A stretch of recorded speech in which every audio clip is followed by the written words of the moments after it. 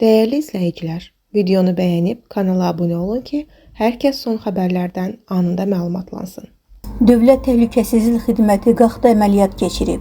Məlumata görə əməliyyat zamanı Qax rayon icra hakimiyyətinin başçısı Musa Şəkiliyev saxlanılıb. Report isə onunla birgə müavinlərinin və rayonun bir neçə vəzifəli şəxsinin saxlandığını yazıb. Hazırda onlar Bakıya gətirilir. Kişi ağacdan yıxılıb öldü. Sumqayıt şəhərinin Qurd Dərəsi yaşayış masifində bədbəxt hadisə baş verib. Xəbər verilir ki, fərdi yaşayış evində tək yaşayan 1955-ci il təvəllüdlü İbad Baratoğlu Əliyev meyvə ağacına çıxarkən yıxılıb. İlkin məlumata görə 70 yaşlı kişi nəvələri üçün tut dərmək məqsədilə ağaca çıxıb. Lakin ehtiyatsızlıq nəticəsində hündürlükdən yıxılan İbad Əliyev aldığı xəsarətlərdən hadisə yerində ölüb. Faktla bağlı araşdırma aparılıb.